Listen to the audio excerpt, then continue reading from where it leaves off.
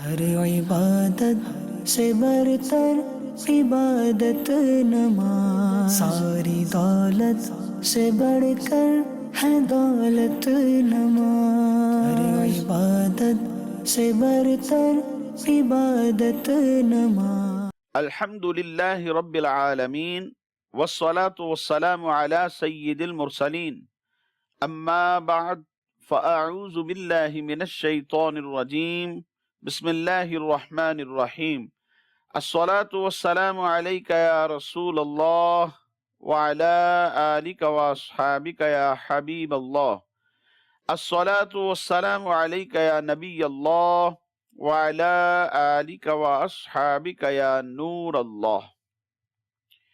خلیفہ ثانی، خلیفہ راشد حضرت عمر بن خطاب رضی اللہ تعالی عنہ نے ارشاد فرمایا، ان الدعاء موقوف بین السماء والارض، بے شک جو دعا ہے وہ آسمان اور زمین کے درمیان میں ٹھہری رہتی ہے۔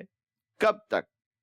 ارشاد فرمایا، حتی تصلی علی نبیک صلی اللہ علیہ وسلم، یہاں تک کہ تو اپنے نبی صلی اللہ علیہ وسلم پر درود بھیجے۔ صلو علی الحبیب صلی اللہ تعالی علی محمد صلی اللہ علیہ وسلم۔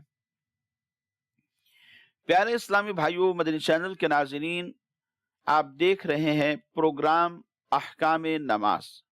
ہم آپ کو خوش آمدید کہتے ہیں۔ حصول ثواب کی خاطر بیان سننے سے پہلے اچھی نیتیں بھی فرما لیجئے کہ فرمان مصطفیٰ صلی اللہ علیہ وسلم ہے، نیت المؤمن خیر من عملہ، مومن کی نیت اس کے عمل سے بہتر ہے۔ مدنی چینل کے ناظرین، نماز میں خشوع پیدا کرنے کا حکم دیا گیا۔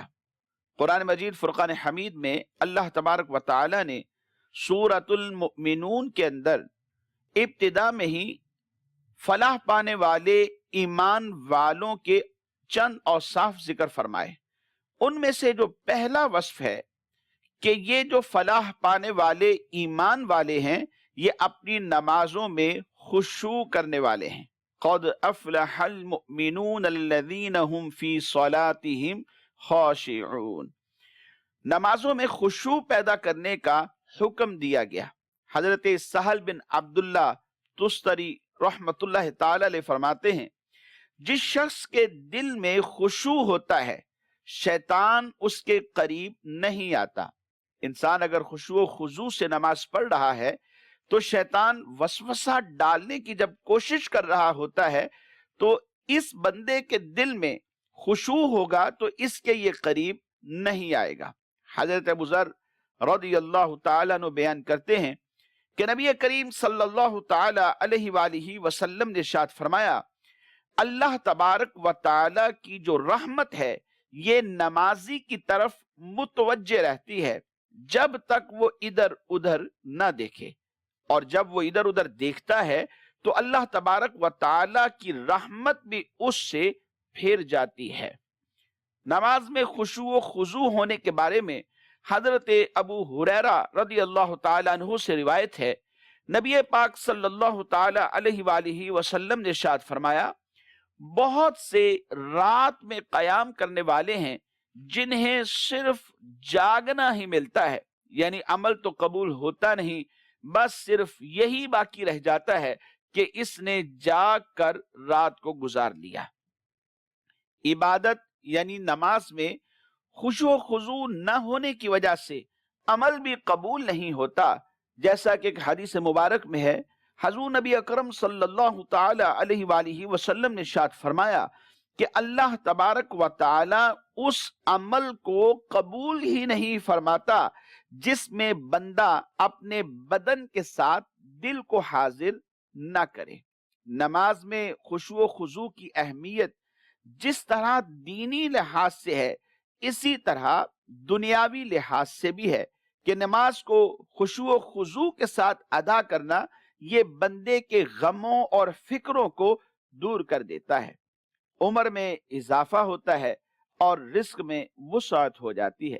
مدنی چینل کے ناظرین، عام طور پر ہر شخص دو ہی چیزیں چاہتا ہے، ایک تو اس کو حلال مال بھی مل جائے اور کشادگی کے ساتھ ملے، اور دوسرا عمر بھی لمبی ہونی چاہیے، کیونکہ اگر مال آ گیا اور عمر لمبی نہ ہوئی تو پھر اس مال کا کیا فائدہ؟ تو عام طور پر ہر مسلمان دو ہی دعائیں کرتا نظر آتا ہے کہ اے اللہ مال میں کشادگی عطا فرما، رزق واسع نافع حلال نصیب فرما، اور عمر میں بھی خیریت کے ساتھ طوالت عطا فرما، یعنی درازی عمر بالخیر بھی مجھے عطا فرما دے۔ اور یہ دونوں چیزیں انسان کو کیسے نصیب ہو سکتی ہیں؟ علماء کرام فرماتے ہیں کہ نماز کو خشوع و خضوع کے ساتھ ادا کرنے سے عمر میں اضافہ ہوتا ہے اور رزق میں وسعت ہو جاتی ہے۔ حضرت عقبہ رضی اللہ تعالی عنہ بیان کرتے ہیں کہ میں نے نبی کریم صلی اللہ علیہ وسلم کو خود دیکھا کہ آپ لوگوں میں کھڑے ہو کر یہ بات ارشاد فرما رہے تھے کہ جو بھی مسلمان اچھی طرح وضو کرے پھر ظاہر و باطن کی یکسوئی کے ساتھ صرف 2 رکعت نماز ادا کر لے تو اس پر جنت واجب ہو جاتی ہے۔ جی ہاں، خشوع کا تعلق ظاہر سے بھی ہے اور باطن سے بھی ہے۔ خشوع کا تعلق ظاہر سے اس اعتبار سے ہے کہ نماز کے تمام آداب کو بجا لایا جائے اور آداب کے مطابق نماز کو ادا کیا جائے، اور خشوع کا تعلق باطن سے بھی ہے۔ باطن یہ ہے کہ انسان اپنی توجہ دنیا سے ہٹا دے اور دل نماز میں لگا دے، اور توجہ اللہ تبارک و تعالی کی عظمت و جلال کی طرف ہو، یعنی توجہ اللہ بھی ہو، اور اس کے ساتھ ساتھ دنیا سے بے رغبتی بھی اختیار کر لے اور اس کا دل نماز میں لگ جائے، اس کو باطنی خشوع کہتے ہیں۔ اس لیے علماء نے فرمایا کہ خشوع کا تعلق ظاہر سے بھی ہے اور باطن سے بھی ہے۔ اگر خشوع کے ساتھ نماز پڑھیں گے تو فلاح پانے والے ایمان والوں کے جو اوصاف میں سے سب سے پہلا وصف یہ بیان کیا کہ یہ لوگ اپنی نماز میں خشوع کرنے والے ہیں، تو اللہ کریم وہ وصف ہم سب کو بھی نصیب فرمائے گا۔ آئیے مدنی چینل کے ناظرین، نماز کے احکام کا سلسلہ شروع کرتے ہیں۔ امامت اور اقتداء کے حوالے سے احکام کا سلسلہ جاری تھا، آئیے وہیں سے آگے سلسلہ جوڑتے ہیں کہ ایک امام کو کہاں کھڑا ہونا چاہیے۔ امام کو چاہیے کہ وسط میں یعنی درمیان میں کھڑا ہو، داہنی یا بائیں طرف یعنی رائٹ اور لیفٹ ہو کر اگر یہ کھڑا ہوتا ہے تو یہ خلاف سنت ہے۔ کون سی صف امام کے پیچھے افضلیت کا درجہ رکھتی ہے؟ علماء نے ارشاد فرمایا کہ مردوں کی پہلی صف کہ جو امام سے بالکل قریب ہے، امام کے بالکل پیچھے جو پہلی صف ہوتی ہے یہ دوسری صف سے افضل ہے، اور جو دوسری صف ہے یہ اسی طرح تیسری صف سے افضل ہے۔ وَعَلَى هَذَا الْقِيَاسِ یعنی اسی کے اوپر قیاس کرتے ہوئے آپ اندازہ کر سکتے ہیں کہ جو صف امام کے قریب ہوگی وہ زیادہ افضلیت کا درجہ رکھتی ہے، پھر اس کے بعد درجہ بدرجہ آگے فضیلت کم ہوتی چلی جاتی ہے۔ اگلی صف کے حوالے سے ایک سوال ذہن میں آتا ہے کہ ایک شخص مسجد میں آیا، اس نے پہلی صف کے اندر جگہ دیکھی اور وہاں پر بیٹھ گیا۔ اب ہوا یہ کہ کوئی عالم صاحب آ گئے یا پھر کوئی ایک ایسا شخص کہ جو ضعیف العمر ہیں اور ان کی سفید ریش ہے، سفید بال ہیں داڑھی کے۔ اب یہ شخص اس بزرگ کا خیال کرتا ہے یا اس عالم دین کا خیال کرتے ہوئے صف کو چھوڑ سکتا ہے یا نہیں چھوڑ سکتا؟ اس حوالے سے علماء نے فرمایا کہ جو شخص پہلے صف میں آ کر بیٹھ جائے گا وہی وہاں نماز پڑھنے کا حق رکھتا ہے، اسے کوئی بھی شخص وہاں سے ہٹا نہیں سکتا، اسی کا حق ہے کہ وہ وہاں کھڑے ہو کر نماز کو ادا کرے۔ ہاں اگر کسی بزرگ کا بڑی عمر کی شخصیت ہے ان کا خیال رکھتا ہے، کوئی معظم دینی شخص آ گئے، کوئی امام صاحب دوسری مسجد کے ہیں انہوں نے آج یہاں نماز پڑھی ہے، کوئی عالم صاحب ہیں، کوئی بہت بڑے قاری آ گئے، اگر یہ ان کے لیے پہلی صف کو چھوڑنا چاہتا ہے تو پہلی صف کو چھوڑنا گناہ نہیں ہے، بلکہ یہ ایک تعظیم کا درجہ ہے، اور یہ ایک اچھا عمل ہے کہ اپنے بڑوں کی تعظیم کرنا اور علماء کی تعظیم کرنا شریعت مطہرہ ہمیں اس کا بھی درس دیتی ہے۔ ہاں کوئی زبردستی انہیں وہاں سے ہٹا نہیں سکتا، لیکن اگر باہمی رضامندی سے خود ہی ایک شخص پیچھے جانا پر راضی ہے اور ایک بڑے آدمی کی تعظیم کر رہا ہے تو علماء فرماتے ہیں کہ اس میں کوئی حرج نہیں، بلکہ یہ ایک باعث ثواب عمل ہے۔ مقتدی کے لیے کہاں کھڑا ہونا افضل ہے؟ مقتدی کے لیے افضل یہ ہے کہ امام سے قریب جگہ پر کھڑا ہو اور دونوں اطراف اگر برابر ہوں، یعنی داہنی طرف بھی جتنے مقتدی کھڑے ہیں اتنے ہی امام کی بائیں طرف کھڑے ہیں، تو دونوں میں سے داہنی طرف اس کا کھڑا ہونا یہ افضل ہے، ورنہ جس طرف امام سے زیادہ قرب ہو وہاں پر کھڑا ہو جائے۔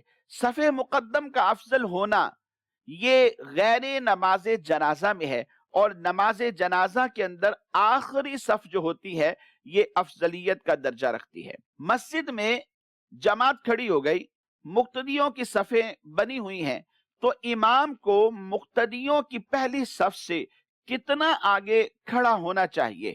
آئیے اس حوالے سے بھی دیکھتے ہیں کہ ہماری شریعت مطہرہ ہمیں کیا حکم دیتی ہے۔ امام صف سے اتنا آگے کھڑا ہو کہ جو مقتدی اس کے پیچھے کھڑا ہوا ہے وہ ایک مسنون طریقے کے ساتھ آسانی کے ساتھ اپنا سجدہ ادا کر سکے، بلا ضرورت اتنا کم فاصلہ رکھنا کہ جس سے مقتدیوں کو سجدہ کرنے میں مشقت ہو، تنگی کا سامنا ہو، یہ شریعت مطہرہ نے منع کیا ہے۔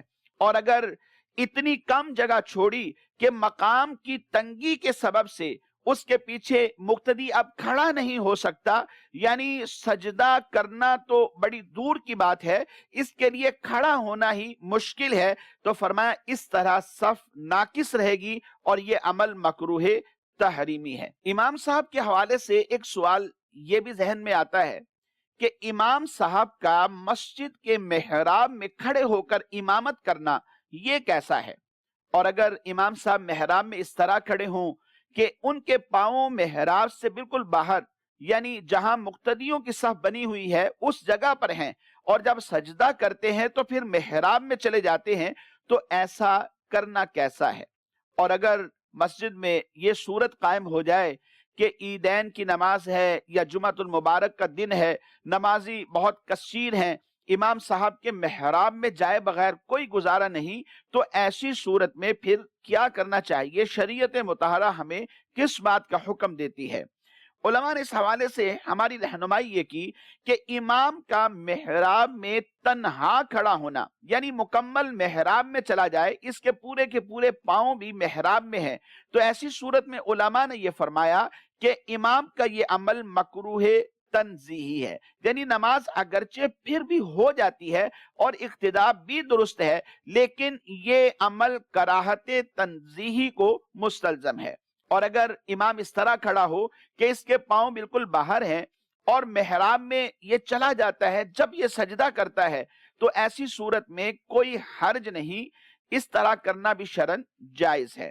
اور اگر یوں صورت ہو کہ امام بھی محراب میں ہے اور اس کے ساتھ ساتھ چند ایک مقتدی ہیں، یعنی ایک صف ہے کہ جو محراب کے اندر ہی بن جاتی ہے، تو فرمایا بغیر کسی کراہت تنزیہی کے یہ بات درست ہے۔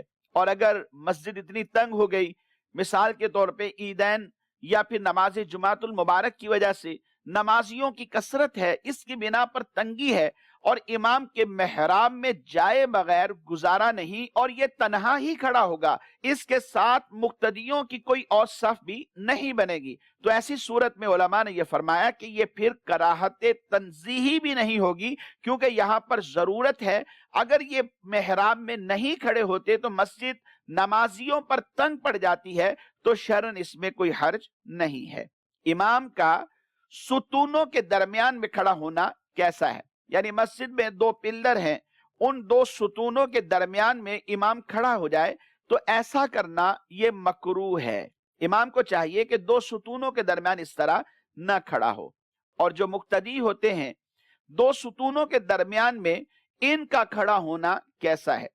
مقتدیوں کا بلا ضرورت دو ستونوں کے درمیان صف بنانا یا ایسی جگہ صف بنانا جس میں نمازیوں کے درمیان ستون حائل ہو جاتا ہے، یہ قطع صف ہے یا خلاف اتمام صف ہے، یعنی صف کو ادھورا چھوڑ دینا یہ شرعاً درست نہیں ہے، उलमा ने फरमाया कि ये एक नाजायज अमल है, इसलिए मुक्तदियों को दो सुतूनों के दरमियान में खड़ा होना ये शरन जायज नहीं है। बाज रिवायात में आता है, सहाबा किराम अलैहिम रिदवान ये फरमाते हैं कि हमें नबी करीम सल्लल्लाहु अलैहि वसल्लम के ज़माने मुबारक में दो सुतूनों के दरमियान में खड़ा होने से मना किया जाता था और इसमें सख्ती की जाती थी, और दो सुतूनों के दरमियान में जो खड़े होते उनको सख्ती के साथ हटा दिया जाता था। हाँ, अगर मस्जिद में ईदैन की नमाज में और जुमातुल मुबारक के दिन नमाजियों के लिए मस्जिद तंग पड़ जाती है और अगर दो सुतूनों वाली जगह को खाली छोड़ देते हैं तो नमाजी पूरे नहीं आएंगे और बहुत सारे लोग ऐसे होंगे कि जो नमाज बाजमात से रह जाएंगे। तो इस सूरत में जरूरत की बिना पर उलमा ने फरमाया कि इन सुतूनों के दरमियान में या उनके आगे पीछे भी अगर सफ़े बन जाती हैं तो शरन इसमें भी कोई हर्ज नहीं। मुक्तदी का अपने लिए एक जगह को मखसूस कर देना कैसा है? जैसे मिसाल के तौर पे आपने भी कभी देखा होगा कि बाद लोग मस्जिद में जल्दी आ जाते हैं और आकर अपना कोई कपड़ा पहली सफ में रख कर वो चले जाते हैं, या कोई जगह एक मखसूस कर लेते हैं और फिर वहीं पर खड़े होकर नमाज अदा करते हैं। इनका ऐसा करना कैसा है? मस्जिद में अपने लिए इस तौर पर कोई जगह मखसूस कर लेना कि यही नमाज पढ़नी है, इसके अलावा किसी और जगह पर नमाज अदा नहीं करनी, ऐसा अमल ये मकरूह है। अलबत्ता अगर इस तरह बाकायदा जगह मखसूस न की जाए और ऐसा कोई मामला नहीं है कि जिसमें बंदा इसी मकाम पर हर नमाज को अदा करना चाहता है और किसी और जगह पर नमाज नहीं पढ़ना चाहता, मसलन कोई भी शख्स मस्जिद में आया और किसी जगह अपना कपड़ा रख दिया और फिर उसके बाद वुजू करके दोबारा यहां आकर नमाज को अदा करते हैं, तो इसमें कोई हर्ज नहीं है, क्योंकि ये पहली जो सूरत थी वो खास उस जगह को मखसूस करना था कि मैं इसी जगह नमाज पढ़ूंगा, इसके अलावा किसी और जगह पर नमाज नहीं पढ़ूंगा। जबकि दूसरी सूरत में कभी दाहिनी तरफ इमाम की जगह मिल जाती है, कभी बाईं तरफ मिल जाती है, कभी इमाम के बिल्कुल पीछे जगह मिल जाती है। जहां भी सफ़े अव्वल में जगह मिलती है वहां कपड़ा रख देते हैं और फिर वहीं पर आकर नमाज अदा करते हैं। तो शरअ मुतहर ये फरमाती है कि इसमें कोई हर्ज नहीं है। मदनी चैनल के नाजरीन, इमाम के पीछे जो मुक्तदी खड़े होते हैं उनकी चार किस्में हैं। एक मुदरिक है और दूसरा लाहिक है, तीसरा मसबूक है और चौथा लाहिक मसबूक होता है। इन चारों की तारीफात क्या हैं, यानी इनका मफहूम और मतलब क्या है? मुदरिक उसको कहते हैं जिसने अव्वल रक्अत से ही तशहुद तक इमाम के साथ पूरी नमाज अदा की होती है, अगरचे पहली रकअत में इमाम के साथ रुकू में ही अगर ये शरीक हुआ तब भी इसको पहली रकअत मिल जाती है। तो इस तरह ये इमाम के साथ पहली रकअत में ही शरीक होने वाला होता है। पहली रकअत भी इमाम के साथ अदा की, दूसरी, तीसरी और चौथी, यानी चारों रकातें सलाम तक ये इमाम के साथ पढ़ने वाला है, इसको मुदरिक कहा जाता है। और दूसरा मुक्तदी लाहिक है। लाहिक उस शख्स को कहते हैं कि पहली रकअत में ही इमाम के साथ इक्तिदा की, लेकिन इक्तिदा के बाद किसी वजह से, खा वो बिला उज़र हो या किसी उज़र की बिना पर हो, इसकी तमाम की तमाम या बाज रकातें फोत हो गई, तो इस शख्स को लाहिक कहा जाता है। और तीसरा मुक्तदी मसबूक है। मसबूक उस मुक्तदी को कहा जाता है कि जिसकी इमाम के साथ चंद रकातें रह गई हों, एक रह गई हो, दो या तीसरी रकत में मिला या चौथी रकत में मिला, अब इमाम साहब के सलाम फेरने के बाद अपनी बकिया रकातें ये अदा करेगा, ऐसे शख्स को मसबूक मुक्तदी कहा जाता है। और चौथे नंबर पर है लाहिक मसबूक। लाहिक मसबूक वो मुक्तदी है जिसकी कुछ रकातें शुरू की इमाम के साथ न मिली हों, फिर शामिल होने के बाद ये लाहिक हो गया, यानी किसी वजह से किसी रकत में सो गया और बाद में जब आंख खुली तो इमाम दो रकातें और पढ़ चुका था। पहले एक रकत के बाद इमाम साहब के साथ मिलने की बिना पर यह मसबूक ठहरा, फिर एक रकत इमाम साहब के साथ अदा की, बकिया दो रकतों में बैठा تو سوتا رہا، پھر آنکھ کھلی تو پتہ چلا کہ امام صاحب سلام پھیرنے والے ہیں، ایسا شخص لاحق مسبوق مقتدی کہلاتا ہے۔ ان چاروں مقتدیوں کے جو احکام ہیں وہ جداگانہ ہیں۔ علماء نے بالتفصیل انہیں بیان بھی فرمایا۔ بہار شریعت میں صدر الشریعہ مفتی امجد علی اعظمی صاحب رحمۃ اللہ تعالی علیہ نے ان چاروں اقسام کے جو احکام ہیں وہ جداگانہ طور پر بیان فرمائے ہیں۔ تو جو شوق رکھنے والے اسلامی بھائی اور اسلامی بہنیں ہیں انہیں چاہیے کہ بہار شریعت حصہ سوم یعنی تیسرے حصے کا مطالعہ کریں، وہاں سے پڑھیں، 1 مرتبہ 2 مرتبہ 3 مرتبہ انہیں دل میں بٹھائیں، یاد کریں، تاکہ اسلامی بھائیوں کے لیے عمل کرنے میں آسانی رہے۔ مدنی چینل کے ناظرین، آئیے ریکارڈڈ سوالات کو اس سلسلے میں شامل کرتے ہیں۔ میرا نام محمد ارحم اور میرا مفتی صاحب سے یہ سوال ہے کہ اگر کوئی شخص وطر پڑھ رہا تھا اور وطر کے دوران دعائے قنوت پڑھنا بھول گیا اور رکوع میں چلا گیا اور اس کو دوبارہ یہ خیال آیا کہ میں دعائے قنوت پڑھنا بھول گیا ہوں اور وہ واپس لوٹ آیا اور اس نے دعائے قنوت مکمل پڑھ لی اور دوبارہ رکوع میں چلا گیا اور رکوع کے دوران اس کے ذہن میں یہی خیال رہا کہ مجھے رکوع دوبارہ کرنا ضروری ہے، چنانچہ اس نے رکوع کیا، نماز کے آخر میں اس نے سجدہ سہو کیا، کیا اس کی یہ نماز ہو جائے گی یا نہیں؟ پوچھی گئی صورت میں اسے نماز وطر دوبارہ پڑھنا یہ واجب ہے۔